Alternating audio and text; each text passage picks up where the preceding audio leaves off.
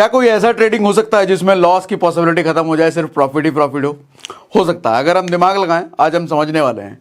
और वो भी प्रॉफिट की हम बात कर रहे हैं सर, 6% डेली प्रॉफिट हो सकता है। कैसे हो सकता है आज हम बात करेंगे। देखो आज का सेशन प्रैक्टिकल डेमो है। प्रैक्टिकल डेमो का मतलब लास्ट सेशन जो हमने ETF ट्रेडिंग पर किया था वो थ्योरी था, उसमें भर भर के कमेंट आए कि इसको डिटेल में प्रैक्टिकली बताया जाए। तो आज डिटेल में हम प्रैक्टिकली उसको बताने वाले हैं, डेमो करूंगा, बाई सेल करके सब दिखाता हूं कैसे चीजें करते हैं, इस स्ट्रैटेजी को कैसे हम अपने फेवर में इस्तेमाल कर सकते हैं, डेली बेसिस पे प्रॉफिट कैसे कमाया जा सकता है। हमेशा आ जाएगा ऐसा तो नहीं कह सकते, जा सकता है तो वो कैसे हो सकता है आज हम समझेंगे सर। अच्छा, बेटर देन ऑप्शन, ये जो स्ट्रैटेजी हम बात करने वाले हैं, हो सकता है ऑप्शन ट्रेडिंग करने वाले आप कहो कि आज से ऑप्शन ट्रेडिंग बंद, आज से हम इधर आ जाएंगे। हालांकि ऐसा होगा नहीं, मुझे पता है, क्योंकि ऑप्शन ट्रेडिंग का अलग ही चस्का है। जिसको ऑप्शन ट्रेडिंग में मजा आ रहा है उसके अलग मजे हैं, इसके अलग मजे हैं, है ना। जीरो रिस्क, छोटा सा टर्म्स एंड कंडीशन, छोटा सा टर्म्स एंड कंडीशन, अगर आप होल्ड कर सकते हो कुछ दिनों के लिए, कुछ समय के लिए, तो ये रिस्क फ्री हो जाता है। ऑप्शन में ऑप्शन मिलता ही नहीं, ऑप्शन में ऑप्शन नहीं मिलता। हाँ जी, ऑप्शन ट्रेडिंग में आपको ऑप्शन मिलता ही नहीं। वहां तो एक एक्सपायरी तक ही होल्ड कर सकते हो ना, एक्सपायरी के बाद तो होल्ड कर ही नहीं सकते, तो वहां पर रिस्क मोटा होता है। यहां पर जीरो रिस्क की बात करते हैं हम, अगर होल्ड कर पाओ तो। क्योंकि ETF एक ऐसा चीज है सर, जितना गिर रहा है उतना खरीदो, इसके बारे में कहते हैं। क्यों? क्योंकि बताता हूं अभी, रुको। और हम क्या बात करने वाले हैं सर, जीरो ब्रोकरेज। ट्रेडर्स अगर छोटे छोटे प्रॉफिट एंड लॉस पर काम कर रहा है, छोटे कैपिटल पर काम कर रहा है, ब्रोकरेज मार देती है सर उसको। तो ब्रोकरेज से कैसे बचा जाए वो भी हम समझेंगे अभी। सर ETF क्या होता है पहले ये समझते हैं। लास्ट सेशन अगर आपने अटेंड नहीं किया तो कोई बात नहीं, हम समराइज कर देंगे यहां पर। ETF क्या होता है, जैसे कई सारे स्टॉक्स हैं, मान लो S1, S2, S3, इन सभी स्टॉक्स में चाहे कितना भी स्टॉक, कितना भी बढ़िया स्टॉक हो, आप किसी स्टॉक के बारे में कभी ये कह सकते हो कि जितना गिरे उतना खरीदो, ये स्टॉक तो ऊपर जाएगा ही जाएगा, ऐसा कभी किसी स्टॉक के बारे में कभी नहीं कह सकते सर। यस बैंक भी कभी 800 पे था, 6-7 रुपए पे आ गया ना, 800 से कहां 6-7 रुपए पेनी स्टॉक बन गया, कभी इंडेक्स में होगा तो खत्म हो गया। तो ऐसा किसी भी स्टॉक के साथ हो सकता है। अच्छा, अब है क्या, इन स्टॉक्स को कंबाइन करके एक इंडेक्स बना दिया गया। इंडेक्स की खासियत क्या है कि अगर हम पैसा इंडेक्स में इन्वेस्ट कर रहे हैं तो स्टॉक में जो एक बड़ा रिस्क एसोसिएटेड था, कौन सा रिस्क, कि कल को अगर स्टॉक खत्म हो गया, खत्म कहने का मतलब लॉस में जाते जाते बर्बाद हो गया, तो हमारा पैसा भी बर्बाद हो जाएगा। वो रिस्क को इंडेक्स खत्म कर देता है। कैसे? इंडेक्स में सिर्फ टॉप परफॉर्मिंग कंपनियां होती है। कल को S3, ये सब कंपनियां अभी इंडेक्स में है, कल को S3 बर्बाद हो जाती है, खराब परफॉर्म कर रही है, अच्छा परफॉर्म नहीं कर रही, तो इसका कान पकड़ करके बाहर का रास्ता दिखा दिया जाएगा और इसके बाद वाली कंपनी जो S4 होगी उसको यहां पर ला दिया जाएगा और वो इंडेक्स में आ जाएगा। तो इंडेक्स में हमेशा ही टॉप परफॉर्मिंग कंपनियां होती है, इसलिए इंडेक्स में बर्बाद होने का खतरा खत्म हो गया। लेकिन इंडेक्स में एक दिक्कत यह है कि सर आप ट्रेड नहीं कर सकते, ट्रेड नहीं कर सकते। तो जब ट्रेड नहीं कर सकते तो उसका भी सॉल्यूशन है सर। यही सारी कंपनियां आ गई इधर, इसको हमने नाम दिया ETF, और यहां हम ट्रेड भी कर सकते हैं। यानी कि सारी टॉप परफॉर्मिंग कंपनियां जिसमें बर्बाद होने का खतरा खत्म, रिस्क का वो खतरा खत्म, बस थोड़ा होल्ड करना पड़ेगा, लंबे समय में जाएगा तो ऊपर ही है। लेकिन किसी स्टॉक के बारे में हम ये नहीं कह सकते। ETF के बारे में कह सकते हैं, इंडेक्स के बारे में कह सकते हैं। इंडेक्स में ट्रेड नहीं कर सकते, ETF में ट्रेड कर सकते हैं। ठीक, ये हो गया सर ETF। अब आगे बढ़ो सर। हमने जो स्ट्रेटेजी बात करी थी, क्या बात करी थी हमने लास्ट टाइम पे, हमने बात करी थी हमारे को डेली बेसिस पे ETF में इन्वेस्ट करना है 3 से 4 महीने तक। 3 से 4 महीने तक हमारा प्रॉफिट बुकिंग का काम शुरू होगा डेली बेसिस पे।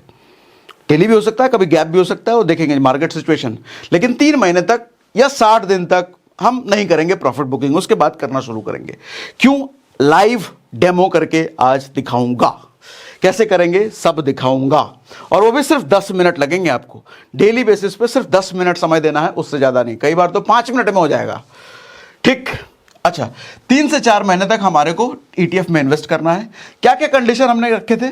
सबसे ज्यादा गिरा हुआ जो ETF होगा हमको उसी को बाय करना है, सबसे ज्यादा गिरा हुआ। कैसे एनालाइज करेंगे, ये बड़ा मुश्किल सवाल था ना, पूछा था अपने लोगों ने बहुत कमेंट में। आज दिखाऊंगा कैसे एनालाइज करेंगे। सर 2 मिनट लगेंगे, 2 मिनट में नहीं, उससे भी कम, 1 मिनट, आधा सेकंड लगेंगे। सबसे ज्यादा गिरा हुआ स्टॉक सर 150, 200, ETF में, सॉरी स्टॉक मुझसे निकल जा रहा है, ETF की बात कर रहे हैं सर। 150-200 ETF में से सबसे ज्यादा गिरा हुआ सर आधा सेकंड या उससे भी कम लगेगा पता करने में, दिखाता हूं अभी, वो पता करेंगे। अच्छा, कितना पैसा हमारे को इन्वेस्ट करना है सर? 1 से 1.5% डेली बेसिस पे अपने टोटल कैपिटल का। हम अगर 1 लाख रुपए कैपिटल लेके बैठे हैं तो 1000, 1500, 2000 के आसपास डेली बेसिस पे हमारे को ETF में इन्वेस्ट करना है। ये सब हम बात कर चुके हैं लास्ट के सेशन में, नहीं देखा तो इस सेशन के खत्म होने के बाद वो भी देख लेना, ज्यादा क्लियर हो जाओगे आप। फिर हमने बात किया था कि एक ETF डेली बेसिस पे एक खरीदना, मतलब an apple a day keeps a doctor away, ऐसा वाला नहीं है। एक ETF एक दिन में हमारे को खरीदना है, 2 ETF नहीं खरीदना है, अलग अलग कैटेगरी के। अच्छा, आफ्टर 3 मंथ्स अगर आप 6% या ऊपर का प्रॉफिट ले पा रहे हो, आ रहा है, वो प्रॉफिट दे रहा है ETF, तभी हमारे को बेचना है, नहीं तो होल्ड करके रखना है। कैसे होगा वो भी बताऊंगा प्रैक्टिकली। अब थोड़ा सा ये समझ लो सर, उसके बाद प्रैक्टिकल वाली शीट पर आएंगे। यहां पर मैंने क्या समझाया आपको कि आपका टोटल कैपिटल कितना है, डेली इन्वेस्टमेंट कितना करना है, रिटर्न कितना, ड्यूरेशन कितना, ब्रोकरेज कितना। समझिएगा जरा ध्यान से। हमने बोला टोटल कैपिटल अगर आपके पास 1 लाख रुपए है तो 1 लाख रुपए एक दिन में इन्वेस्ट नहीं करना, रखे रहो। सर 1 लाख रुपए का 1% या 1.5% डेली, तो हमने बोला 1000 रुपए हो गया 1%। सर उस 1000 रुपए पे हमारे को 6% अगर इंटरेस्ट मिलता है तो 60 रुपए मिलता है, और वो भी 60 से 90 दिन बाद। आप कहोगे 1000 रुपए, सिर्फ 60 रुपए इंटरेस्ट, वो भी 60 से 90 दिन हम होल्ड करेंगे, 3 महीने बाद 60 रुपए हम कमाएंगे 1000 रुपए लगा करके। चच्चा सर 6% नहीं दिख रहा आपको? कैपिटल बढ़ाओ ना, 6% कहां मिल रहा है आपको? और वो भी हम बात कर रहे हैं 3 महीने बाद। 3 महीने बाद तो सिलसिला डेली का चालू हो जाएगा, डेली अल्टरनेट डे, वो कैसे चालू होगा भी दिखाता हूं। अभी बस 3 महीने का सबर है, उसके बाद तो डेली का सिलसिला शुरू हो जाएगा। ठीक है जी। अच्छा, ब्रोकरेज इसमें जाएगा आपका 20 रुपए के आसपास, एक लेन देन में नॉर्मली 20-22 रुपए के आसपास चला जाता है। आप कहोगे 60 रुपए कमा रहे हैं सर, 20 रुपए ब्रोकरेज ले जाएगा? हाँ ले जाएगा सर, बचाने का तरीका बताता हूँ ना आपकी, बताता हूँ अभी। ठीक है, अगर आपका कैपिटल 10 लाख है तो आप डेली बेसिस पे 10,000 इन्वेस्ट कर सकते हो, और 600 रुपए उस केस में आपका प्रॉफिट बनेगा। हम 6% के आसपास, सर 6% लिख दिया है, ज़्यादा भी हो सकता है, 7 भी हो सकता है, 8 भी हो सकता है, 10 भी हो सकता है, वो आप डिसाइड करना। देखना ड्यूरेशन 60 से 90 दिन, अगेन वही हमने एक मोटा मोटी यहाँ पे आंकड़ा ले लिया कि भैया कितना पैसा आपके पास है तो कितना इन्वेस्ट करना है, 3 महीने बाद कितना बनना शुरू हो जाता है। इसका पर्पस ये है सर, अलग अलग ETF में इन्वेस्ट कर करके 3 महीने तक जब हम अलग अलग ETF में डेली बेसिस पे इन्वेस्ट करते हैं तो 3 महीने बाद हमारा एक ETF का बास्केट बन जाता है, एक पोर्टफोलियो बन जाता है, एक शोरूम टाइप बन जाता है। उस शोरूम से डेली बेसिस पे हमारा बेचना खरीदना, बेचना खरीदना, उसके बाद रोल चलता रहता है, बिका खरीदा, बिका खरीदा, बिका खरीदा, फिर प्रॉफिट बुकिंग डेली बेसिस पे हम कर सकते हैं। ठीक है, इतना समझ में आ रहा है? यस। अब आ जाते हैं हम शीट पर। सर ये है एक्सेल शीट। अच्छा, लास्ट सेशन में बहुत सारे कमेंट आए, क्या स्ट्रेटजी बताई, खतरनाक, मजा आ गया। तो आप लोगों को बता दें, लास्ट सेशन में बताया था, मैं भूल गया शायद। सर ये स्ट्रेटजी हमारी नहीं है, महेश कौशिक नाम से एक यूट्यूब पर ही हैं, उनकी ये स्ट्रेटजी है। दरअसल उनका ये वीडियो हमारे को आप में से किसी ने 2-2.5 महीने पहले शेयर किया था और हमसे कहा था कि मैं अपनी भाषा में उस चीज़ को आपको समझाऊं। तो मैंने टेस्ट किया उस स्ट्रेटजी को और मुझे अच्छा लगा, तो मैंने सोचा आप तक भी ये बात आनी चाहिए। तो उन्हीं की स्ट्रेटजी है ये, उन्हीं के वीडियो से इंस्पायर होकर के मैंने लास्ट सेशन भी किया था। और ये जो शीट में आपको दिखा रहा हूं, ये शीट उन्हीं का बनाया हुआ है, ये हमारा नहीं है। इस शीट में अच्छी बात ये है कि फॉर्मूलाज लगे हुए हैं, इसमें हमारे को मेहनत करने की जरूरत नहीं पड़ी, आपको भी नहीं पड़ेगी। इस शीट को आपको एडिट नहीं करना, ये शीट अपने आप काम करेगा आपके लिए कैसे। ठीक है, तो हम सभी लोग मिलकर के भैया महेश भैया को थैंक यू कर देते हैं, इतना काम हमारा आसान कर दिया उन्होंने। ठीक है, आओ आगे बढ़ते हैं। अब किसी से कुछ लिया है तो थैंक यू तो करना बनता है ना, ग्रेटफुल कहता हूं, ग्रैटिट्यूड तो होना चाहिए ना। इस एक्सेल में क्या है सर? एक्सेल बड़ा सिंपल है, घबराना नहीं, नंबर्स देख के डरना नहीं। अरे इतना सारा नंबर क्या क्या लिखा हुआ है, बहुत आसान है, बहुत आसान, समझो, थोड़ा सब्र रखो। इस कॉलम में जो है सर, सारे ETF के कोड लिखे हुए हैं। ठीक है, ITBs, निफ्टी बीज, फार्मा बीज, ऐसा करके सबके।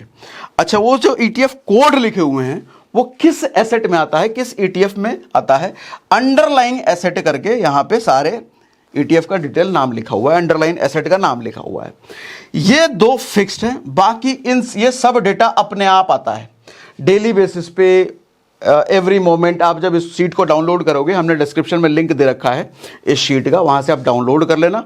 डाउनलोड करोगे तो जब खोलोगे तो व्यू ओनली में खुलेगा। अच्छा, अगर आप मोबाइल में खोलोगे तो गूगल शीट सॉफ्टवेयर ज़रूर डाउनलोड कर लेना, गूगल शीट उसी में खुलेगा। उसके बाद आपको यहाँ फाइल में जा करके मेक एन कॉपी और यहाँ पर नाम डाल देना। इससे क्या होगा, ये आपके ड्राइव में सेव हो जाएगा, फिर आप इसको एडिट वेडिट कर पाओगे। अभी आप इसको कुछ भी एडिट नहीं कर पाओगे, जब आप खोलोगे सिर्फ व्यू ओनली मोड में खुलेगा ये। ठीक है, इतनी बात क्लियर।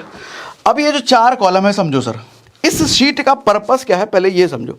सर इस शीट का पर्पस ये, सबसे बड़ी दुविधा जो थी हमारे स्ट्रैटेजी में कि हमको सबसे लोवेस्ट ईटीएफ फाइंड आउट करना है, सबसे ज्यादा गिरा हुआ आदमी जो सबसे ज्यादा गिरा हुआ तो उससे कोई मिलना नहीं चाहता। यहाँ ईटीएफ जो सबसे ज्यादा गिरा हुआ है हम उसको ढूंढ रहे हैं, कहाँ है भैया सबसे ज्यादा गिरा हुआ ईटीएफ। तो सबसे ज्यादा गिरा हुआ ईटीएफ निकालने के लिए ये शीट का हम माथापच्ची कर रहे हैं। आसान हो गया, इसमें कुछ भी चेंज नहीं करना, ये सब ऑटो पॉपुलेटेड है। देखो कैसे दिखाता हूं आपको। जैसे ये सीएमपी है 36 रुपये 87 पैसा, सीएमपी मतलब करंट मार्केट प्राइस। इस ईटीएफ का करंट मार्केट प्राइस 36 रुपये 87 पैसा। आईटीबीज जरा हम वेरीफाई कर लें, सही में दिखा रहा है क्या?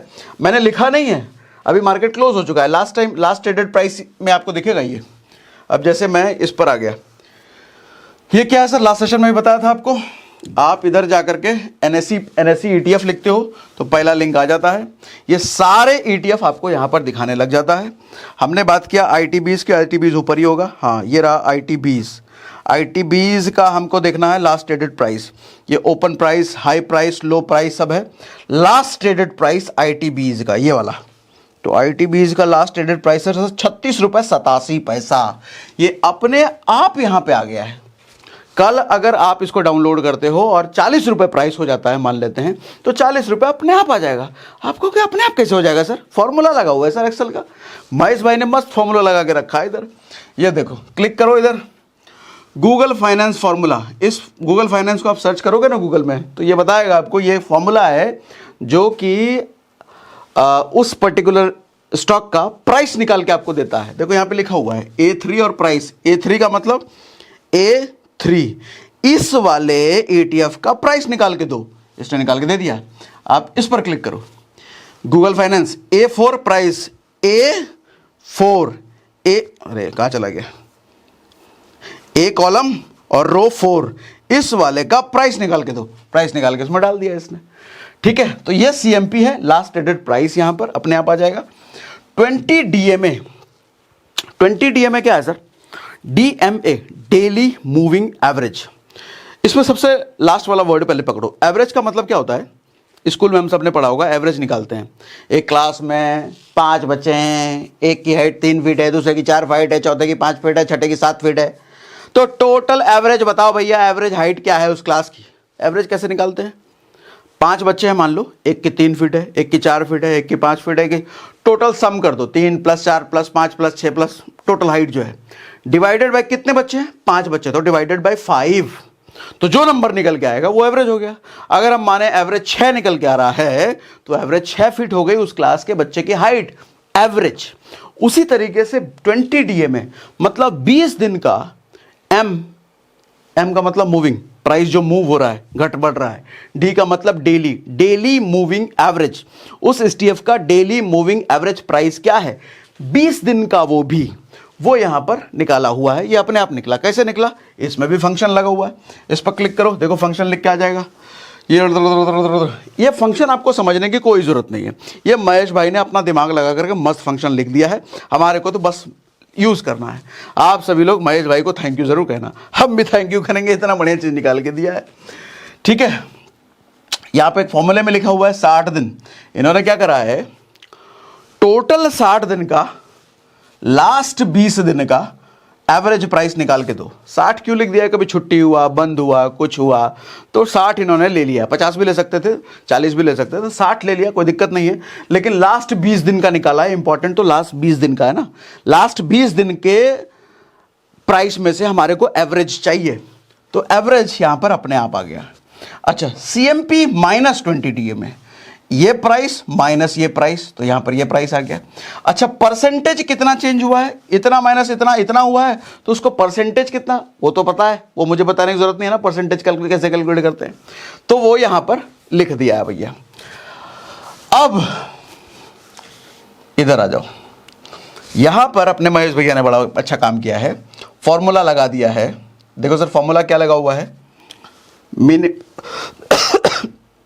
मिनिमम ये वाला, कहने का मतलब इस पूरे, कहां गया, इस पूरे रो कॉलम में से जो सबसे छोटा है उसको रैंक 1 पे डालो, उसके बाद जो छोटा है उसको रैंक 2 पे डालो, उसके बाद जो छोटा है उसको रैंक 3 पे मान लो। इससे होता क्या है, 3 सबसे लोएस्ट ETF हमारे को मिल गए जिनका प्राइस आज सबसे कम है 20 डेज के मूविंग एवरेज में। ठीक, तो हमारे को ये मिल गया। वेरीफाई कर लेते हैं हम, सही है ना। जैसे कोटक स्लाइव है, कंट्रोल F, कोटक सिल्वे, यही नाम है ना, हाँ कोटक सिल्वे, सर्च करो कहाँ है, यहाँ पर है कोटक सिल्वे, कोटक सिल्वर ETF है 2.33, बिल्कुल सही है। गूगल पे भी जरा वेरीफाई कर लें क्या ये सही बता रहा है गलत बता रहा है। कोटक सिल्वे लिख देते हैं हम, कोटक सिल्वे शेयर प्राइस, कोटक सिल्वे शेयर में ये अभी 71 रुपये 30 पैसे का है। क्या 71 रुपये 30 पैसे यहाँ पे आ रहा है क्या, 71 रुपये 30 पैसे, 3 जीरो हटा दिया तो सही है, ऐसे ही होता है ना, बिल्कुल सही है, प्राइस सही दिखा रहा है। एवरेज वाला निकाल के देखें जरा, हम 1 महीना चूज़ कर लेते हैं, इस पर क्लिक कर लेते हैं तो 1 महीने का हमारे को दिखाएगा। तो 1 महीने में -2.33, हालांकि 1 महीने का है, ये आगे पीछे भी हो सकता था क्योंकि 8 दिन मार्केट नॉर्मली बंद रहता है, लेकिन फॉर्चुनेटली हमारे को एग्जैक्ट वही मिल रहा है, लेकिन एवरेज एग्जैक्ट मिलना नहीं चाहिए था, मिल गया तो मिल गया। तो 2.33 हमारे को इधर सही दिख रहा था, तो अपना डेटा हमने वेरीफाई कर लिया, बिल्कुल सही है ये। आओ अब इधर,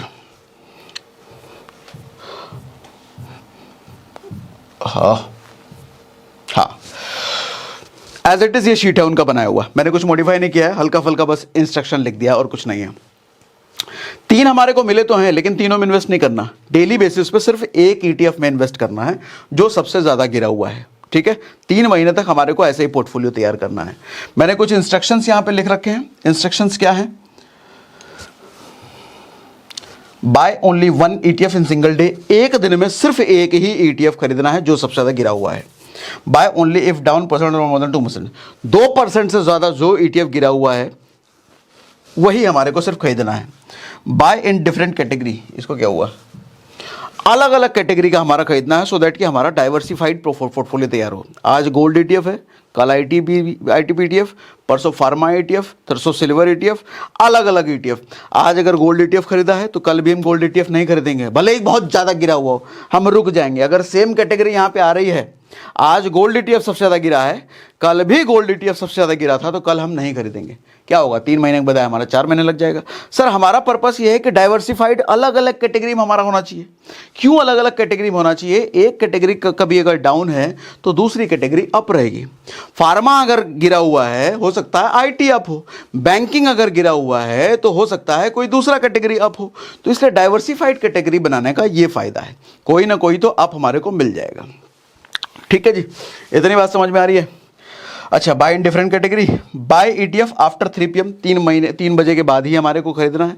क्यों, ये जवाब नहीं दूंगा, लास्ट सेशन देखना, उसमें समझा दिया है। सेल ओनली 1 ETF, अच्छा जहां सेलिंग की बात होगी 3 महीने बाद एक ही ETF बेचेंगे एक दिन में। ऐसा नहीं कि 3 ETF में, अरे वो इसमें 6 इसमें बेच जाएगी, नहीं ऐसा नहीं करना, गड़बड़ हो जाएगा मामला सब। Selling target should be above 6% या बराबर 6% के। जिस भी ETF पे हमारे को 6% से ज़्यादा या उसके बराबर मिल रहा है तो वो टारगेट पे हम बेचेंगे। कोई ऐसा हार्ड एंड फास्ट रूल नहीं है, आप 5% पे बेच सकते हो, लेकिन ये है कि 6% एक अच्छा टारगेट है। 60 दिन बाद 90 दिन बाद मिलने जिस पे मिल रहा है वही हम बेचें तो अच्छा है। सेलिंग टारगेट सर टाइम जो होगा वो 2 बजे के पहले हम बेचेंगे, उसका भी आंसर लास्ट के सेशन में है। ठीक, अच्छा, अब ब्रोकरेज बचाने की बात जहां थी तो उसके लिए मैंने शून्य का लिंक यहां भी डाल रखा है और डिस्क्रिप्शन में डाल रखा है। क्या है शून्य? एक ब्रोकर है सर। अच्छा, ये पेड प्रमोशन बिल्कुल भी नहीं है। ये सारी चीजें ना हम महेश भाई का पेड प्रमोशन कर रहे हैं, ये सारी चीजें मुझे लगा आपको बताना चाहिए इसलिए बता रहा हूं। कैसे ब्रोकरेज बचता है शून्य पर सर, जरा ये भी दिखा देता हूं। ये शून्य हमने खोल रखा है, आप इसका ऐप डाउनलोड कर लीजिएगा, लिंक हमने दे रखा है, लिंक वहां भी है, डिस्क्रिप्शन में भी है। इस ब्रोकरेज कैलकुलेटर में हमने 1000 लिया है, इंट्राडे हम कर रहे हैं, 1000 रुपये लगाया और 1060 पर हम बेच दे रहे हैं। कितना क्वांटिटी है सर? एक क्वांटिटी हमने ले लिया है। तो हम जब कैलकुलेट करके देख रहे हैं तो ये देखो sir, brokerage will be 0। Total मैं कितना पे कर रहा हूं? 0.35 पैसे। वो सरकारी टैक्स फैक्स लगा करके, ये तो सब में लगेगा आपको। मतलब अगर किसी दूसरे ब्रोकरेज में आप जाते हो तो दूसरे ब्रोकरेज में 20.35 या 22.35 या 23.35 आपको लगेगा, इधर 0.35। तो ब्रोकरेज पूरी तरीके से आपका बच जाता है।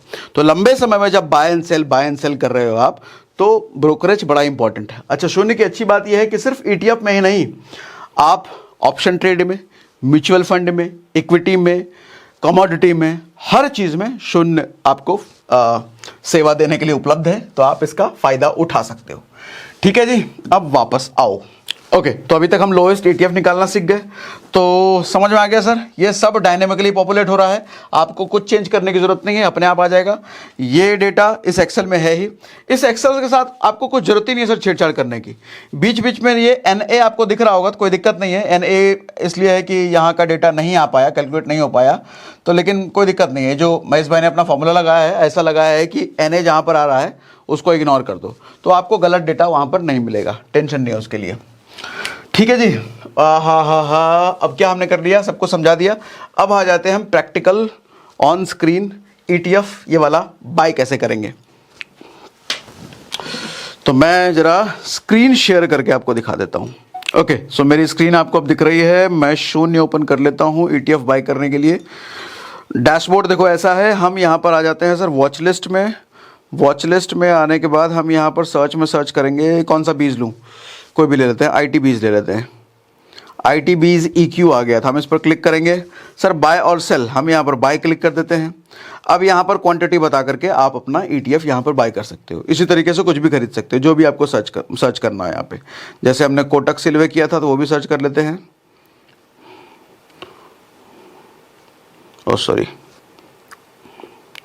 के कोटक सिल्वे, रिकमेंडेशन नहीं है भैया कोटक का, ऐसे ही बस सामने आ रहा है तो नाम ले रहे हैं। ऐसे ही बाय सेल आप कर सकते हो, खरीदने के बाद आप सेल कर सकते हो। ठीक है, हमने जब प्लस कर दिया तो हमारा वॉच लिस्ट में वहाँ पर ऐड हो गया, अब वॉच लिस्ट में यहाँ पर आने लग गया। ठीक है भैया, तो इस तरीके से हम शून्य में बाय सेल कर सकते हैं। अब मैं स्क्रीन कर देता हूँ ऑफ। अब थोड़ा सा फंडा एक बार आपको समराइज कर देता हूँ। अभी तक सारी बातें हमने कर ली ना? हाँ, सारी बातें तो हमने कर ली है। अब फंडा थोड़ा सा समराइज कर देता हूं सो दैट कि कंफ्यूजन खत्म हो जाए। लोएस्ट ETF हम इस शीट की मदद से निकालना सीख गए। हालांकि एक्सेल शीट में बहुत सारे काम किए जा सकते हैं। आपने कितना खरीदा बेचा वो सारा कुछ एक्सेल में हो सकता है, लेकिन थोड़ा सा कंफ्यूजिंग हो जाएगा। इससे बेटर है कि 3 महीने बाद कौन सा ETF आपको 6% 7% दे रहा है, वो आप अपना ब्रोकरेज में, चाहे जिस भी ब्रोकर यूज़ कर रहे हो वहाँ कर लेना। ब्रोकरेज बताना है, बचाना है, शून्य में कर लेना। वो लिस्ट में आपको दिखता रहेगा कौन सा ETF आज आपको 6% दे रहा है, 5% दे रहा है, 7% दे रहा है। 3 महीने बाद जो भी आपको बेचना है कि ETF है, नहीं तो फिर अपना इन्वेंट्री फिर खराब हो जाएगा। ठीक है, आओ थोड़ा सा समराइज कर देते हैं आगे बढ़ करके। ये ETF ट्रेडिंग में सबसे बड़ा फायदा क्या है सर? हमने यहाँ पर रिस्क को 0 कर दिया, क्योंकि हम बेच ही तब रहे हैं जब प्रॉफिट है। जब प्रॉफिट नहीं आ रहा था हम होल्ड करेंगे। ETF है ना, ETF का सबसे बड़ा फायदा क्या सर? टॉप की कंपनियां ना, ग्रुप ऑफ कंपनियां ना, कोई एक स्टॉक तो है नहीं। कोई एक स्टॉक बर्बाद हो सकता है, वो ग्रुप नहीं हो सकता। तो आज भले डाउन हो सकता है और जितना डाउन हो हमारे को खरीदना है, क्योंकि हमारे को एक चीज पता है कि ETF उठेगा जरूर। ETF वापस बाउंस बैक करके जाएगा ऊपर ही। तो इसलिए हमने यहां पर रिस्क को मिनिमाइज कर दिया। और हम बात कर रहे हैं सर 6% जब प्रॉफिट आए तभी बेचेंगे। 7 भी आ सकता है, 8 भी आ सकता है, 10 भी आ सकता है। ठीक है, सोच के देखो सर, FD साल लगाता है 6% देने में।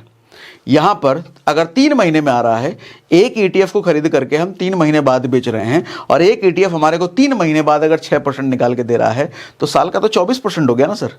साल का 24% तो ऑप्शन ट्रेडर्स भी नहीं कमा पा रहे हैं, अच्छे अच्छे ऑप्शन ट्रेडर्स नहीं कमा पा रहे हैं। सेबी का डेटा है 90% लोग तो लॉस में है। तो और वो भी रिस्क नहीं, बिना रिस्क के हम कमा पा रहे हैं। ठीक है, हालांकि रिस्क नहीं बोलना गलत है, बट ठीक है, स्ट्रैटेजी आप देख ही रहे हो। ठीक है, रिस्क तो हर जगह है भैया, रिस्क कहाँ नहीं है, लाइफ के साथ है। स्टॉक मार्केट जहाँ टर्मिनोलॉजी है, रिस्क तो है रिस्क तो है, लेकिन ना के बराबर है, वो आप देख ही रहे हो। ठीक है, 6% के आसपास हम निकाल सकते हैं। 6% कोई गारंटी, कोई फिक्स ऐसा कुछ भी नहीं है। 5 पे भी निकाल सकते हो, 4 पे भी निकाल सकते हो, बट एक स्टैंडर्ड 6 मिल सकता है। तो हमने 6 का आंकड़ा ले लिया, ऐसा कुछ नहीं है। ठीक है, ETF ट्रेडिंग का ये फायदा हुआ। हमने सारा कुछ समझा दिया ना। कमेंट करो, कुछ बचा दो, कमेंट करके कुछ बताओ, कुछ बचा क्या, कुछ नहीं समझ में आया क्या? अच्छा, कुछ नहीं समझ आया तो हम आगे सेशन इसको कंटिन्यू कर देंगे, एक और ETF ट्रेडिंग का हम सेशन ले आएंगे। फिलहाल मुझे लग रहा है मैंने सारा कुछ कंप्लीट कर दिया। हमने लोएस्ट निकालना भी सीख लिया, हमने बाय सेल करना भी सीख लिया, और स्ट्रैटेजी भी बता दिया। कुछ सवाल मन में है तो लिखो, आगे फिर सेशन हम कंटिन्यू करेंगे। बाकी सेशन में मज़ा आया तो लिख दीजिए मज़ा आ गया, ताकि मुझे भी आपका कमेंट पढ़ के मज़ा आ जाए। अरे लिखो जल्दी, मैं कमेंट पढ़ रहा हूँ, आपका कमेंट दिख रहा है मुझे, आ रहा है कमेंट? हाँ, देखते रहो। और शून्य डाउनलोड करने का लिंक हमने डिस्क्रिप्शन में दे रखा है, अगर ब्रोकरेज बचाना हो तो।